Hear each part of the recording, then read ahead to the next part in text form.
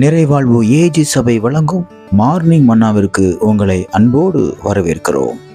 கர்த்தருடைய பரிசுத்த நாம் மகிமைப்படுவதாக. இந்த நாளில் உங்களை சந்திப்பதிலே மிகுந்த சந்தோஷம். ஒரு மாசத்தை கடந்து 2வது மாசத்துல கர்த்தர் நமக்கு கால் வைக்க உதவி செஞ்சிருக்கார். இன்னைக்கு பிப்ரவரி மாதம் 1ஆம் தேதி.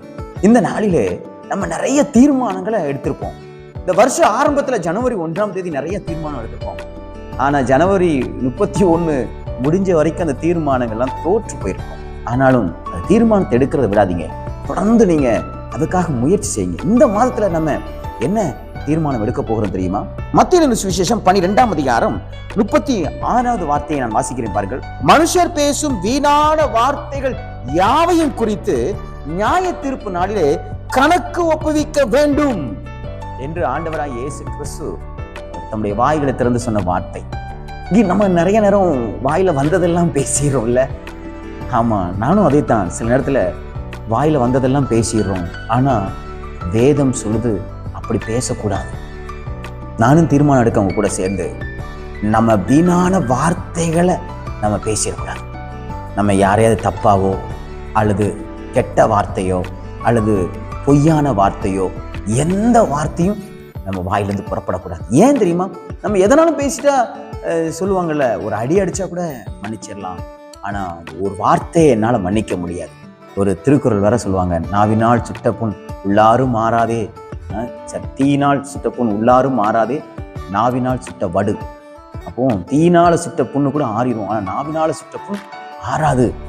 ஆனா அவ்வளவு வேதனைப்படுத்தக்கூடிய வார்த்தை. இன்னைக்கு ஒரு தீர்மானம் எடுங்க. மாசம் முழுவதும் நான் யாரையும் வேதனைப்படுத்தக்கூடாது, நான் யாரையும் துக்கப்படுத்தக்கூடாது, என் வார்த்தையினால யாரும் காயப்படக்கூடாது. தெய்வமே, என்னுடைய நாவின் வார்த்தைகளை நான் கண்ட்ரோல் பண்ண எனக்கு உதவி செய்யுங்க. அவிசுவாசமான வார்த்தைகளையும் பேசி நான் ஜெபம் பண்ணக்கூடாது.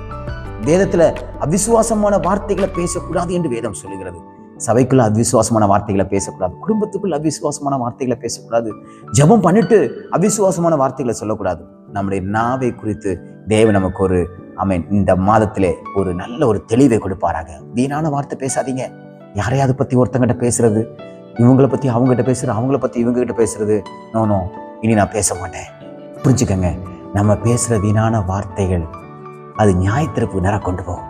இன்னைக்கு ஆண்டவரே, நான் யாரையும் எந்த விதத்திலும் குறை சொல்லாதபடிக்கு என்னை காத்துக்கொள்ள உதவி செய்யும். நம்ம நல்லா புரிஞ்சுக்கிடணும். நாம பேசிட்டு சந்தோஷமா போயிடுவோம், ஆனா அதை கேட்டவங்க இருதயம் உடைக்கப்படும்.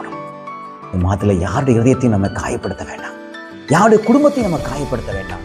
நல்ல வார்த்தை, பக்தி விருத்திக்கு எதுவான வார்த்தை உண்டானா அது மற்றவங்களுக்கு பிரயோஜனமா இருக்கும்படியா நம்ம பேசுவோம். இந்த மாதம் நமக்கு ஒரு ஆசீர்வாதமான மாதமாய் தேவன் மாற்றி கொடுப்பாராக. தீர்மானம் எடுக்கிறீங்களா? இன்னைக்கு நான் தேவையில்லாத வார்த்தைகளை நான் பேச மாட்டேன் என்று கர்த்தர் உங்களை ஆசீர்வதித்து இந்த மாதம் முழுவதும் பாதுகாத்து போஷித்து வழி நடத்துவாராக. God bless you.